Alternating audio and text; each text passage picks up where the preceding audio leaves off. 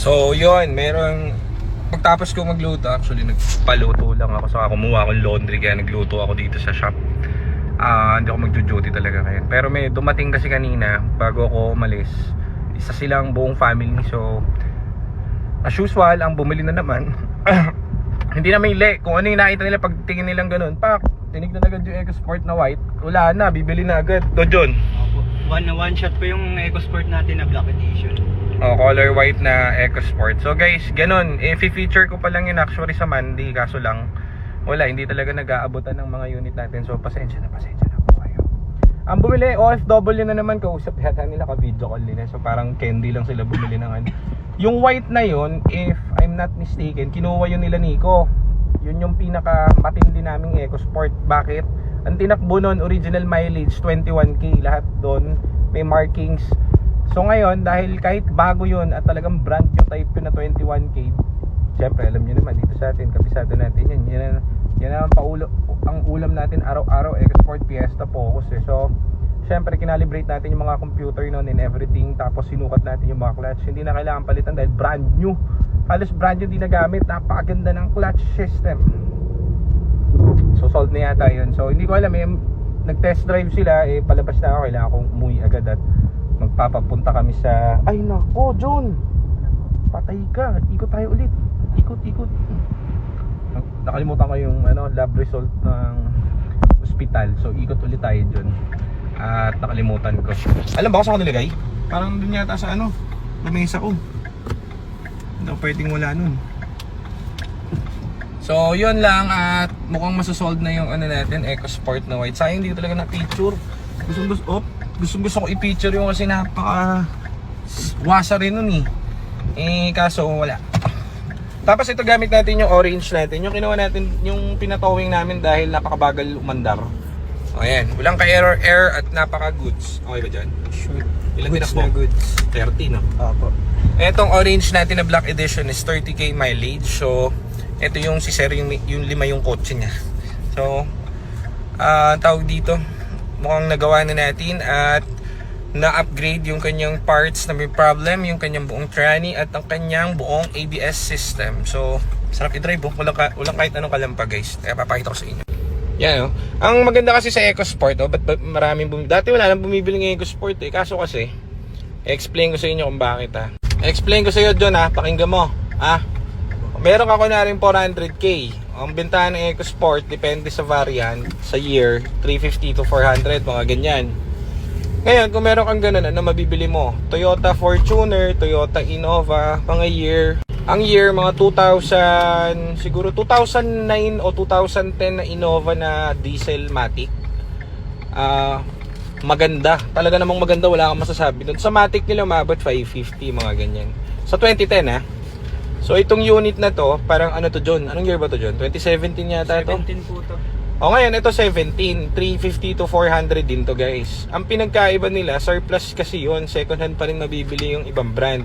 Maganda yun imagine hindi nasisira ang Toyota. Kaso nga, lang matsatsambahan talaga.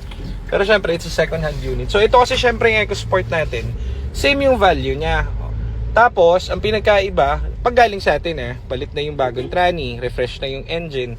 So all in all, sa binayad mo na ganong value, pwede kang mamili nga. Kung pwede kang mag-Innova, pwede kang mag-Fortuner. Pero nga, nakita mo yung Fortuner namin doon, yung kakakuha namin Fortuner, 2010 yun na gas. It's selling for 430, hindi mabili. So bago lahat dun kaso nga nung nandito yun sa garahe, ayun inabutan, nagkaroon ng problema ang shifter cable ng automatic niya na gearing. Kita nyo, every brand naman, any brand naman yun magkakaproblema kapag second hand Ganun talaga yun, di ba John? Upo ka nang uupo para ka naman luloko mo yata pare. Wait for me, I shall return. I get my paper. Okay. Go handsome. Ayun, kaya medyo jump up tayo dun sa ating mga unit. Maraming napili. Ngayon, meron kami mga client na nakabili siguro a year ago, 2 years ago. Okay naman yung mga unit nila. Ngayon, syempre, second hand yung mga kotse. Kahit anong kotse, kahit anong brand, magkakaroon problema yan. Kasi ginagamit nyo yan, maandar yung gumugulong yan. So, it depends kung saan nyo ginagamit, anong mangyari at everything. Pero I assure you, hindi masisira ang trani niyan at yung engine niyan pag dito galing sa atin, may mga hindi ko lang sinasabi pero meron kaming, hindi ko lang nabablog na, pero meron kaming mga na after sales na kunwari after 2 months ago, 3 months ago, mga nagkaroon ng problem. Very little yung ginawa, as in very little. Sensor, 1,500 na sensor. Ganun. Wala pa silang binayaran. Imagine that. Bakit ko pinapagawa sa kanila at hanggang ngayon sinuservice ko pa sa kanila? Kasi natatakot kami na ipagawa sa iba yung unit. Kasi kabisado namin yung unit, yung history niyan. Kumbaga, ang basic kasi niyan pag sa mga groups, 'di ba? Try mo magtanong doon pag nagkaroon ka ng isang transmission malfunction, sasabihin sa iyo doon sa group, ang tawag dito, ang banat sa iyo doon, palit ka na ng shape part, palit ka na ng clutch, palit ka na ng TCM. Problema bago i-release dito yung ginawa na namin yun eh. So hindi pwedeng gawin yun. So ang pwede lang masira doon is yung mga sensor. So ano naman yung mga sensor? Yun yung mga sensor sa ilalim. So kunwari nabasa yan, dinamo sa baha, basa ng tubig, o maraming pwedeng dahilan yan, pero mostly mga sensor lang. Honest naman ako, totoo naman yan. Tanong mo doon sa mga client namin, tuwan-tuwa. So may iba naman, syempre pinagawa naman sa iba yung unit. Kunwari sa iba, meron din maraming gumagawa, as in maraming gumagawa niyan actually. Hahanap lang talaga kayo ng maalam, kasi meron kami ditong binaybak na unit. Ano yun? 1 year ago, EcoSport. Yun yung mga nauna days pa namin. 1 year ago, palit yun ng clutch siya, shift fork and everything. So very good yung unit niya.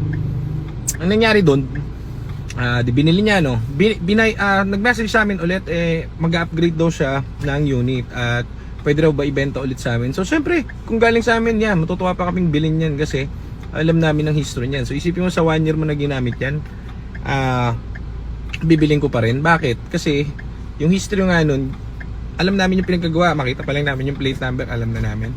So ang naging problem niya pagdating namin, ang kumuha ng unit sila Jared, yung pinsan ko. So pagkadating doon, sinilip nila yung unit, tinignan namin. Okay pa naman yung body, pero napakadaming code. Yung ABS nakailaw, naka-malfunction, nag-overheat, ang dami talaga. So remember nung binenta namin yon, talagang flying colors yun. Ngayon, malayo kasi lugar yun eh. So ngayon, ang problema, hindi nga malayo, parang Pampanga lang yata yun eh. So ngayon, after a year, binili pa rin namin kahit maraming problem. Bakit? Tinignan namin isa-isa, pinasilip ko lahat, hindi mukhang wala doon. So upon checking, andito na yung unit actually, sinilip namin. Kung ano yung ginawa dun sa unit nung gumagawa. So ang unang ginawang mali dun sa unit, dry clutch yun nilagyan ng ATF fluid sa ilalim sa transmission. So nagka-leche-leche yung transmission dahil nilagyan niya ng maling fluid. Yun yung isang mali sa ginawa nung pinagpapagawa niya. Ngayon naka-ABS siya. Ba't siya naka-ABS? Sinilip namin, alam nyo kung anong baterya. Ang liit, specialized battery na pang Honda Bigote ang kinabit. Iilaw talaga ang ano nyo dyan, ang ABS nyo, kasi hindi kulang po ang baterya. Doesn't mean yan kapag ka umilaw na sira na, baka may mali po kayong kinabit o may mali kayong pinagawa. So yung battery niya yung battery ng sobrang liit, pang Honda na Bigote, naalala ko yung ganung battery, maliit na chapad. So yon, nung pinalitan namin ng battery na akma sa kanya, DIN 44 or DIN 55, ayun, pasok agad, wala yung ABS. Bakit? Bitin kasi yung power, hindi kayang i-power ng baterya niya kahit brand new yung ang tawag dito, yung ABS pati yung transmission, na wala rin yung malfunction. Ngayon yung cooling system naman, kung ba't siya nag-overheat at ba't di nila magawa-gawa, kasi hindi nila mag-get siguro yung gumagawa, siguro ibang brand ang ginagawa nun. Ang nangyari yung loob ng head niya nasira yung water jacket. Ang ginawa nung gumagawa, kala niya siguro halo tubig lang winelding. So tinanggal namin yung pinalitan namin ng tig 35 pesos na water jacket, bibili sa hardware. Yun naman talaga kinakabit doon, bakal yun, hindi wini-welding yun, inaano lang yun, tinatakpan. So yun, tapos na agad yung overheat niya. Yung bypass hose niya dun sa return hose, kinabitan ng pang LPG na hose, as in pang LPG yung nabibili sa hardware. So ayan ang mga abangan nyo tuloy. Yan pala ang i-update ko sa inyo pag nakabalik ulit ako na siya. Papakita ko sa inyo yung blue na binaybak namin. Sayang, mali-mali yung gumawa nun 1 year ago. So yan lang, thank you. Tapos muna ako.